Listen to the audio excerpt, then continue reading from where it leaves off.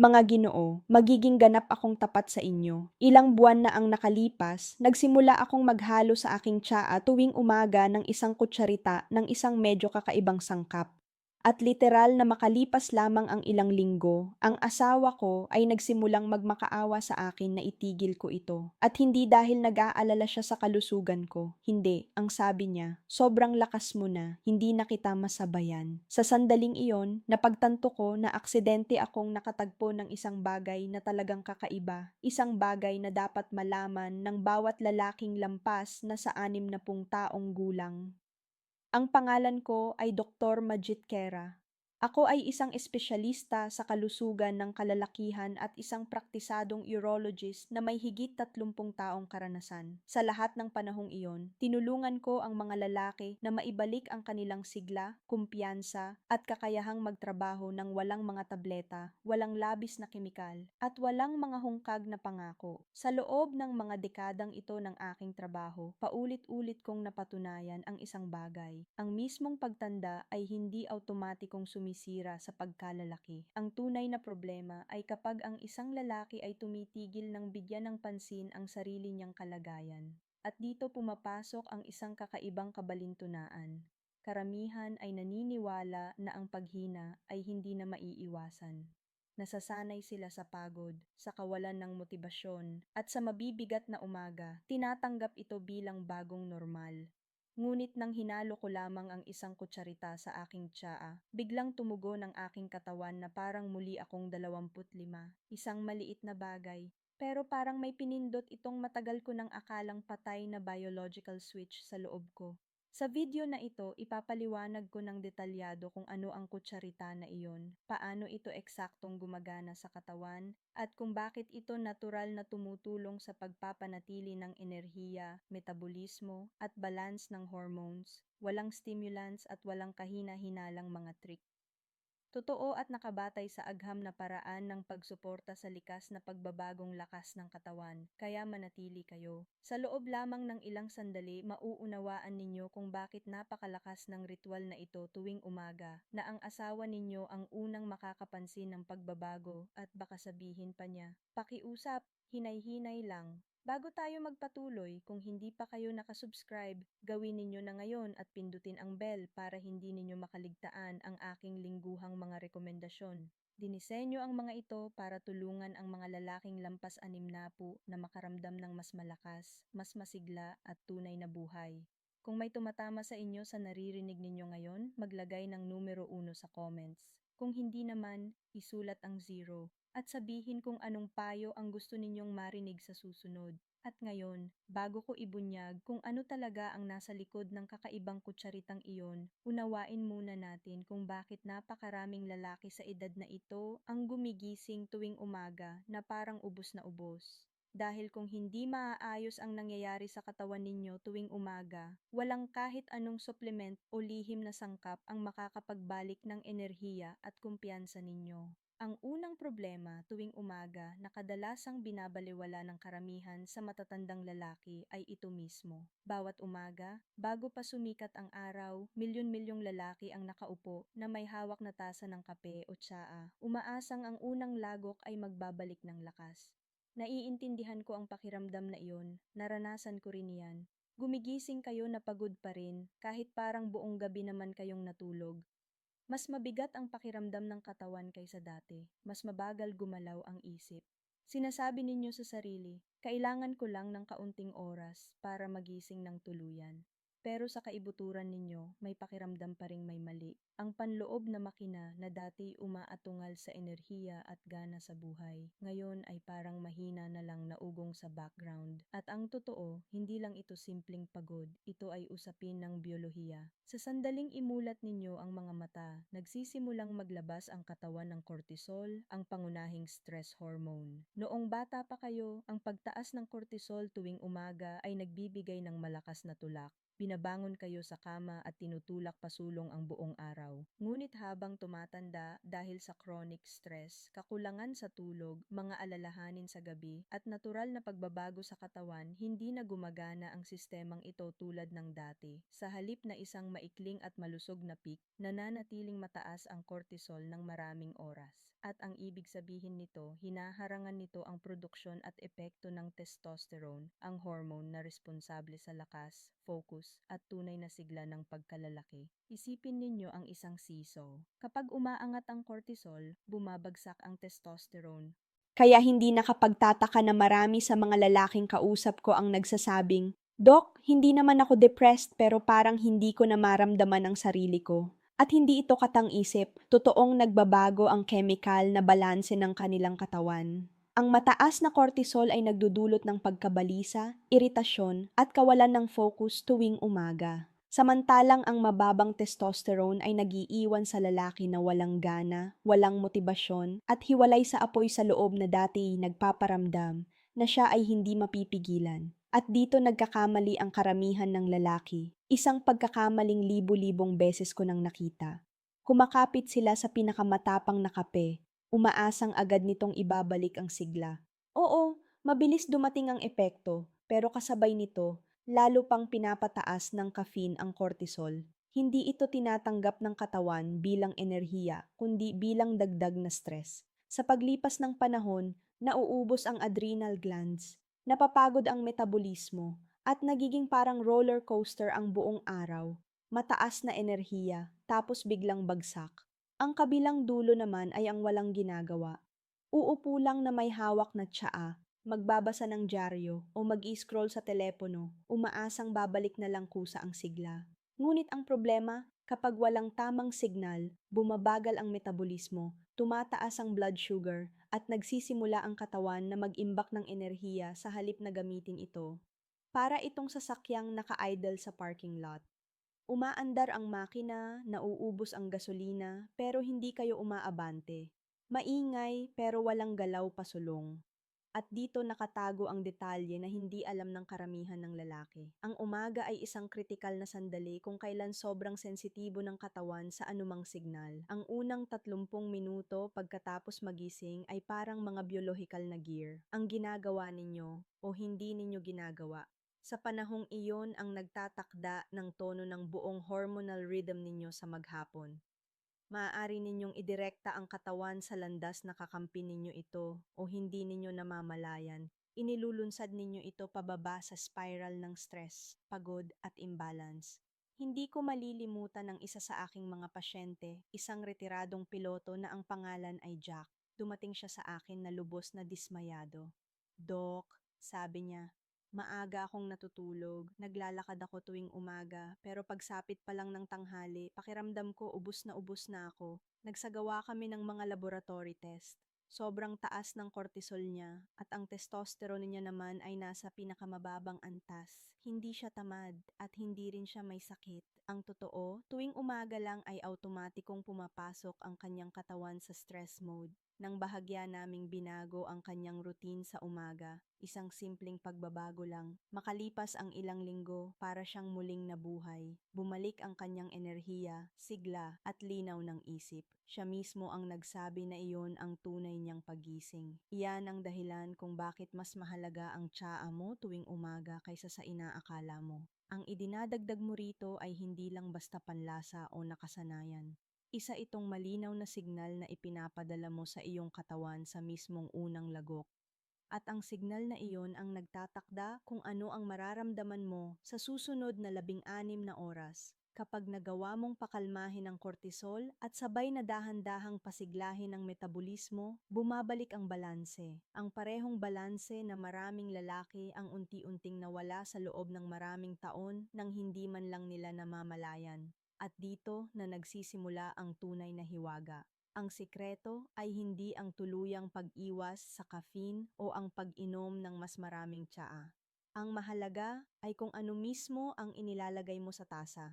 Isang kutsarita lang ng tamang sangkap ang kayang mag-activate ng panloob na switch. Ginagawang isang umagang antok at mabigat ang pakiramdam tungo sa mga oras ng tuloy-tuloy na enerhiya, kalmadong konsentrasyon, at muling nabuhay na lakas ng pagkalalaki. Kaya pag-usapan natin kung ano ang sangkap na ito at kung bakit kaya nitong buhayin hindi lang ang umaga mo, kundi pati ang iyong lakas bilang lalaki. Dalawa, ang lakas ng ritual sa umaga.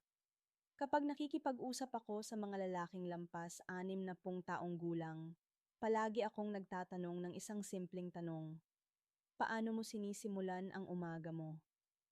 Kadalasan, nagkikibit-balikat lang sila at sinasabing, umiinom ako ng kape, nagbabasa ng balita, at umaasang magiging maayos ang araw. Hindi nila namamalayan na ang mga unang minuto pagkatapos magising ang pinakamakapangyarihang bintana ng oportunidad na ibinibigay ng sarili nilang katawan. Ang umaga ay hindi lang basta oras ng paggising. Isa itong biological control center. Ang mga signal na ipinapadala mo sa katawan sa loob ng unang 30 minuto matapos magising ang siyang nagtatakda kung paano kikilos ang iyong mga hormone, metabolismo at antas ng enerhiya hanggang sa gabi.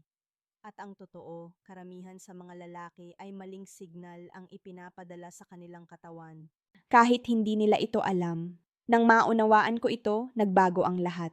Sa loob ng maraming taon, pare-pareho ang takbo ng aking umaga. Babangon, aabutin agad ang telepono, iinom ng matapang na kape, at diretsong sasabak sa mga gawain. Gumagana ako, pero hindi ako tunay na umuunlad. Hindi ako tamad, pero hindi ko rin nararamdamang tunay akong buhay. Isang umaga, nagpasya akong gawin sa sarili ko ang madalas kong ipinapayo sa aking mga pasyente, ang simulan ng araw ng may kamalayan. Pinalitan ko ang pagmamadali ng isang ritual at doon may nangyaring kakaiba. Parang biglang nag-iba ang kulay ng buong araw. Tumigil ang pabugso-bugsong enerhiya. Naging matatag, buo at kalmado ito. Luminaw ang isip, humupa ang bigat ng stress, at sa unang pagkakataon sa loob ng maraming taon, naramdaman ng katawan ko ang panloob na balanse. Iyan ang tunay na lakas ng ritual sa umaga. Hindi lang ito tungkol sa iniinom mo, kundi sa mensaheng ipinapadala mo sa iyong katawan sa pamamagitan ng iyong mga kilos. Kapag sinimulan mo ang umaga ng may kamalayan at gamit ang tamang natural na sangkap, tumutugon ang katawan mo. Para mo na ring sinasabi sa iyong mga hormone, ligtas tayo, malakas tayo, at handa tayong ibigay ang pinakamahusay. Ang simple ngunit makapangyarihang mensaheng ito ay nagpapababa ng cortisol, nagpapatatag ng blood sugar, at nagbibigay daan sa testosterone at dopamine, ang mga kemikal na responsable sa enerhiya, saya, at motibasyon, na tumaas ng natural para itong pag-on ng biological switch na nagsasabing, ako ang may kontrol sa araw na ito. Nagsisimula ang hiwaga kapag naging bahagi na ito ng iyong nakasanayan. Nakita ko kung paano nagbago ang mga lalaki sa harap mismo ng aking mga mata. Simpleng ginawang isang akto ng pag-aalaga sa sarili ang unang tasa ng araw sa halip na maging pinagmumulan ng caffeine-driven na kaba. Isipin mo ito, sa halip na agad abutin ng kape, uupo ka sa katahimikan, hihinga ng malalim at maglalagay ng isang kutsarita ng espesyal na sangkap sa iyong tsaa. Makikita mo ang banayad na singaw na umaangat. Iinumin mo ang unang mabagal na lagok at matatanggap ng katawan ang mensaheng tahimik na lakas.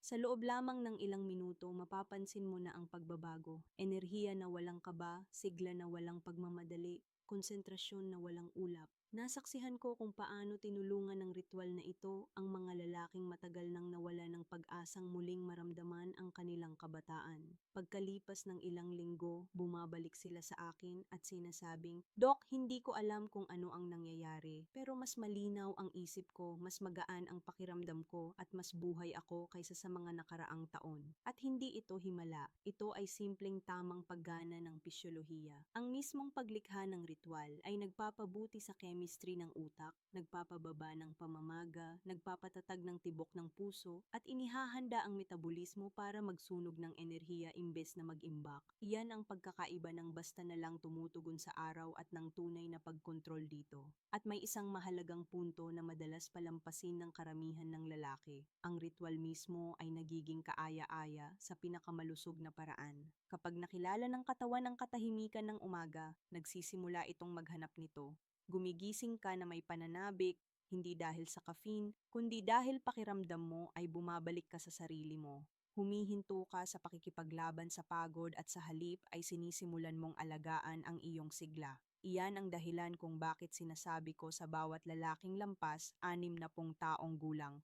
Ang unang tasa mo sa umaga ay maaaring magpahina sa iyo o maaari nitong itakda kung sino ka magiging sa araw na iyon. Nasa iyo ang pagpili. Ang ritual ay ang reset button na matagal nang hinihintay ng iyong katawan at ang pinaka nakakagulat dito, hindi ito nangangailangan ng malalaking pagbabago sa buhay. Nagsisimula ang lahat sa isang sinadyang hakbang sa mismong kutsarita na ibabahagi ko ngayon. Dahil ang hahaluin mo sa tasang iyon ay maaaring maging mitsa na muling magsisindi sa lahat ng inakala mong inagaw na ng edad. Tatlo, ang unang kutsarita, pulbos ng ugat ng maka. Noong una kong marinig ang tungkol sa ugat ng maka, aaminin kong may pag-aalinlangan ako. Marami akong taong inilaan sa pag-aaral ng hormones, metabolismo, at sigla ng pagkalalaki. Kaya nang sabihin ng isa sa aking mga pasyente na nagdadagdag siya sa tsa ng tinatawag na Peruvian ginseng at pakiramdam niya ay parang bumata siya ng 20 taon, ngumiti lang ako ng magalang at itinago ang aking pagdududa. Ngunit ng ikatlo, ikaapat at ikalimang lalaki ang nagsabi sa akin ng parehong karanasan. Mga lalaking nasa edad na 60 na matagal nang dumaranas ng panghihina, mababang mood at pagkawala ng enerhiya. Nagpasya akong subukan ito mismo at ang resulta ay tunay na ikinagulat ko. Ang maka ay hindi isang himalang gamot. Isa itong simpleng ugat na tumutubo sa matataas na kabundukan ng Andes. Ang mismong amoy pa lang ay sapat na para mapahinto ako sandali. Mainit, matamis at halos nakakaaliw, parang alaala ng kabataan. Ngunit kung paano nito naapektuhan ang aking katawan sa sumunod na linggo ang talagang nagulat sa akin. Hindi lang basta bigla ang pagtaas ng enerhiya ang aking naramdaman ko ang panloob na balanse. Nawala ang mga pag-ikot-ikot ng enerhiya, nawala ang post-lunch slump, at ang mabigat na pagkapagod na karaniwan kong nararanasan pagkatapos kumain ay nagsimulang matunaw. Ito ang hindi nauunawaan ng maraming lalaki na lampas 60 taong gulang. Ang dahan-dahang pagdagdag ng timbang, pagnanasa sa matatamis, at ang ulap sa isip na dumarating kasabay ng pagtanda, hindi ito simpleng isyu ng disiplina o lakas ng loob. Ito ay resulta ng insulin resistance. Unti-unting nawawalan ng kakayahan ang katawan na maayos na maproseso ang asukal. Kapag hindi na gumagana ang insulin gaya ng nararapat, nananatiling mataas ang level ng asukal, nag-iimbak ng taba ang katawan, at hindi na regular na nakakakuha ng enerhiya ang mga selula. Sa huli, nakakaramdam ka ng pagod, gutom at pagkadismaya kahit na sinusubukan mong kumain ng tama. Tinutulungan ng Ceylon cinnamon na maibalik ang sirang mekanismong ito. Ginagawa nitong muli ang mga selula na maging sensitibo sa insulin, kaya nagagamit ng katawan ang pagkain bilang pinagkukunan ng enerhiya, hindi bilang imbakan ng taba, parang paalala sa iyong metabolismo kung paano ito dapat gumana. Naalala ko si George, isang retiradong bumbero na 80 taong gulang. Minsang sinabi niya sa akin, "Doktor, dati natutulog ako sa silya tuwing araw. Ngayon buong umaga at gabi na akong nasa hardin." Wala namang radikal na ginawa si George. Isang kutsarita lang ng Ceylon cinnamon sa kanyang umagang tsaa bawat araw. Pagkalipas ng 1 buwan, na-stabilize ang kanyang blood sugar, nawala ang craving sa matatamis, at naging pantay at matatag ang kanyang enerhiya mula madaling araw hanggang dapit hapon. Ito ang tahimik na mahika ng kanila. Kumikilos ito ng banayad ngunit malalim. Mula sa pananaw ng agham, ang lihim nito ay nasa aktibong compounds tulad ng cinnamaldehyde. Pinapataas nito ang sensitibidad ng selula sa insulin at pinapabagal ang pag-empty ng tiyan pagkatapos kumain. Dahil dito, naiiwasan ang biglaang pagtaas at pagbaba ng asukal sa dugo. Ngunit bukod sa agham, may mas personal na aspeto. Kapag ginawa mo ang unang lagok ng tsaa na may kanila, mararamdaman mo ang mainit at banayad na pakiramdam sa katawan. Hindi lang ito kemikal na reaksyon. Ito ay pakiramdam ng aliw. Parang sa wakas ay natatanggap ng katawan mo ang pag-aalaga na matagal na nitong hinahanap. Pakiramdam ito ng nutrisyon, pisikal at emosyonal. Hindi tulad ng panandaliang sigla mula sa caffeine, nagbibigay ang kanela ng malinis at matatag na enerhiya. Hindi ka nagiging sobra ang gising, kundi nagiging kalmado, malinaw ang isip, at magaan ang pakiramdam. Gumaganda ang iyong digestion, lumilinis ang isip, nagiging pantay ang mood, at lumilitaw ang banayad na kumpiyansa. Ito ang sandali kung kailan tumitigil ang katawan sa paglaban sa sarili. Unti-unti mong mapapansin ang maliliit ngunit mahalagang pagbabago. Mas maluwag ang pantalon, mas matatag ang mga kalamnan, mas malinaw ang mga iniisip. Hindi mo na kailangang kumain muli sa kalagitnaan ng umaga dahil hindi nahihingi ng asukal ang katawan. Gumagana ito ng maayos, kalmado at epektibo parang 10 o 20 taon na ang nakalipas. At ang pinakamaganda sa ritual na ito, simple lang. Isang kutsarita lang ng Ceylon cinnamon sa iyong tsaa, maaaring may kaunting honey o lemon at mararamdaman mo na ang kaibahan sa buong araw. Hindi ito nangangailangan ng labis na pagsisikap, hindi kailangan ng radikal na pagbabago. Ito ay simple, matatag, at tunay. Ang mga kalalakihan na katrabaho ko ay matagal nang nakakaunawa. Ang tunay na lakas ay hindi na sa tindi, kundi sa balanse. Hindi mo kailangang gumawa ng sobra. Kailangan mo lamang hayaang gumana ang katawan ng mas matalino. Kaya kung pagod ka na sa tuloy-tuloy na pagkapagod o nakikipaglaban sa matigas na taba sa tiyan, magsimula rito at mamamangha ka kung gaano kabilis tatanggapin ng katawan mo ang pagbabago. Sapagkat kapag muling gumana ng tama ang iyong metabolismo, kasabay nito ay naaayos ang lahat, enerhiya, mood, konsentrasyon at kumpiyansa. Babalik ang iyong panloob na lakas. Ngunit bagaman nakakatulong ang kanela sa balanse ng metabolismo, may mas malalim at mas makapangyarihang bagay na nag-uugnay sa lahat. Hindi ito basta pagkain o sangkap lamang. At iyon ang dahilan kung bakit ganito kalalim ang epekto ng mga ritual na may mga kutsarita para sa mga kalalakihan na lampas 60 taong gulang. Hindi lamang ito tungkol sa nangyayari sa loob ng iyong katawan, kundi pati na rin sa paggising ng iyong kamalayan tuwing umaga. At ito ang tatalakayin natin ngayon. 6. Ang tunay na dahilan kung bakit ganito kalalim ang epekto ng mga kutsarita. Naging mababaw ang tulog, balisa at laging aligaga ang isip at ang pasensyang ipinagmamalaki ko noon ay halos wala na. Doon ko naalala ang sinaunang halamang ito na ang kahulugan ng pangalan ay lakas, lakas ng kabayo, at iyon ay isang napakatumpak na paglalarawan. Ang ashwagandha ay hindi bigla ang kumikilos tulad ng caffeine at hindi nito pinupuwersa ang katawan sa pamamagitan ng sobrang stimulasyon. Sa halip, marahan nitong ibinabalik ang balanse na winasak ng stress. Nang magsimula akong magdagdag ng isang kutsarita lang sa aking tsaa tuwing umaga, naramdaman ko ang isang bagay na matagal ko nang hindi nararanasan, tunay na katahimikan, hindi antok, hindi kawalang interes, kundi isang malalim na panloob na balanse, na para bang ang aking nervous system ay sa wakas ay nakahinga ng maluwag. Hindi ito bigla ang himala. Isang araw mo na lang mapapansin na tumigil ka na sa pakikipaglaban sa sarili mong katawan.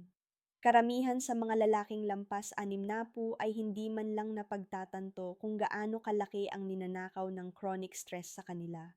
Iniisip nila na ang pagod at iritasyon ay normal na bahagi ng pagtanda. Ngunit sa pisyolohiya, mas simple ang paliwanag. Ang tuloy-tuloy na tensyon ay nagpapanatiling mataas ang cortisol ng masyadong matagal. At habang tumataas ang cortisol, bumababa naman ang testosterone. Tumitigil ang katawan sa pag-recover at dahan-dahang nagsisimulang masira. Nawawala ang enerhiya, nasisira ang tulog, at unti-unting nauubos ang kumpiyansa sa sarili. Ang henyo ng ashwagandha ay nasa kakayahan nitong putulin ang mapanirang siklong ito para itong bumubulong sa katawan mo. Ligtas ka. At sa sandaling tunay itong maramdaman ng katawan, nagsisimula ang proseso ng paghilom. Isang pasyente ko, si Richard, isang retiradong inhinyero na halos 70 taong gulang, ang minsang nagsabi sa akin, pinatigil ng ashwagandha ang panginginig ng isip ko. Hindi man ako nagkaroon ng mas maraming enerhiya, pero hindi ko na ito sinasayang. At iyon talaga ang nangyayari. Kapag tumigil ka sa pag-aksaya ng lakas sa panloob na tensyon, saka pa lamang nagsisimulang gamitin ng katawan ang enerhiya sa mga tunay na mahalaga, pagbangon, pag-iisip, pagkilos at pamumuhay. Ang epekto ng ashwagandha ay higit pa sa pagpapabuti ng mood. Ipinapakita ng mga pag-aaral na nakatutulong ito sa pagpapababa ng blood pressure, pagpapaganda ng kalidad ng tulog at pagpapabilis ng muscle recovery. Ngunit ang higit na kahanga-hanga para sa akin ay kung paano nito ibinabalik ang emosyonal na balanse. Ang mga lalaking matagal nang nabubuhay sa iritasyon, pagkabalisa, at matinding pagod ay biglang nagiging mas kalmado, mas buo, at mas mapagpasensya sa iba at sa kanilang sarili. Ang mga asawa nila ang unang nakakapansin nito. May mga pasyente akong babae na pumupunta at pabirong sinasabi, "Dok, hindi ko alam kung ano ang ibinigay ninyo sa kanya, pero ibang tao na siya ngayon." Ang lasa ng ashwagandha ay makalupa, bahagyang mapait, at medyo malakas. Gusto ko itong ihalo sa isang mainit at maanghang na tsaa na may luya, turmeric at kaunting pulot. Hindi kailangang perpekto ang lasa. Ang mahalaga, bawat lagok ay paalala, may ginagawa kang mabuti para sa sarili mo. Madalas kong sabihin sa aking mga pasyente, bawat lagok ay isang munting pagkontra sa stress. Binabawi mo ang kontrol mula sa kaguluhan ng modernong buhay. Isang kalmadong hinga sa bawat pagkakataon. Bigyan mo ito ng 2 hanggang 3 linggo at mararamdaman mo mismo ang kaibahan. Nagiging mas tahimik at mas malalim ang gabi at mas magaan ang umaga. Gumigising ka hindi lang basta nakapagpahinga, kundi tunay na na-renew. At habang bumabalik sa normal ang antas ng cortisol, muling nahahanap ng testosterone ang likas nitong ritmo. Hindi lang ito nararamdaman sa antas ng enerhiya, kundi pati sa kumpiyansa, sa paraan ng pagtugon mo sa stress, sa pagharap sa pressure, at sa pagdaan sa buong araw ng may gaan at linaw. Ngunit paano kung ang pangunahing problema mo ay hindi stress, kundi ang mabagal at halos hindi mapansing pagod, ang unti-unting pagdagdag ng taba sa tiyan, ang biglaang paghahangad sa matatamis, ang pagbagsak ng enerhiya tuwing hapon kung kailan nawawala na ang konsentrasyon? Dito pumapasok ang susunod na kutsarita, isang mainit at mabangong pampalasa na pamilyar sa lahat, ngunit bihirang makita bilang isang makapangyarihang kasangkapan na kayang baguhin ang metabolismo at ibalik ang enerhiya. Ito ay giniling na Ceylon cinnamon. Kung may isang sangkap na tunay na ikinagulat ko sa lakas nito, iyon ay ang kanila. Hindi ang murang kayumangging pulbos na karaniwan nating ibinubudbod sa tinapay o oatmeal, kundi ang tunay na Ceylon cinnamon. May panahon na ang pampalasang ito ay para lamang sa mga hari. Hanggang ngayon, malinaw pa sa alaala ko ang umagang iyon nang unang beses akong nagsandok ng isang kutsarita sa aking tasa. Kung saan napakahirap ng klima at tanging ang pinakamatitibay na anyo ng buhay ang nabubuhay. Doon nagmumula ang likas nitong lakas, para bang ipinapasa nito ang bahagi ng tibay nito sa mga umiinom nito. Nang una kong ihalo ang isang kutsarita ng gelatinized maca powder sa aking tsaa tuwing umaga, wala akong inaasahang kakaiba. Ang lasa nito ay makalupa, bahagyang nutty, may banayad na tamis na parang caramel. Ngunit makalipas lamang ang ilang araw, napansin ko ang mga banayad ngunit malinaw na pagbabago. Nagigising ako bago pa tumunog ang alarm. Mas tumalas ang konsentrasyon ko. At ang mabigat na ulap ng pagod na dati bumabalot sa aking umaga ay unti-unting naglaho. Hindi nagtagal, ganoon din ang kwento ng aking mga pasyente. "Dok, hindi ko alam kung ano ang nangyayari, pero pakiramdam ko ay bumalik ako sa dati," isa-isa nilang sinasabi. At ito ang dahilan kung bakit ito talagang gumagana. Ang maka ay walang taglay na hormones, ngunit nakikipag-ugnayan ito sa sistemang kumokontrol sa paggawa ng mga ito. Ang hypothalamic pituitary adrenal axis o HPA axis. Isa itong sentro ng kontrol kung saan nagdedesisyon ang utak at katawan kung gaano karaming testosterone, cortisol at DHEA ang kailangang gawin. Sa paglipas ng panahon, sinisira ng stress at edad ang balanse ng sistemang ito at nagsisimula itong magpadala ng maling signal sa katawan. Tinutulungan ng maka na maibalik ang komunikasyong ito kaya muling natututong i-regulate ng katawan ang sarili nito ng natural. Ang resulta ay hindi bigla ang pagsabog ng enerhiya o artipisyal na pag-angat, kundi isang tunay at maayos na balanse. Pakiramdam mo ay masigla, kalmado at buhay, hindi nerbyoso o sobra ang pagkasabik. At may malalim na aspeto itong psikolohikal. Kapag naramdaman ng isang lalaki ang tahimik na pagbabalik na ito, ang kumpiyansa sa umaga, ang linaw ng isip, ang munting apoy ng pagnanasa, nagbabago ang buong buhay niya.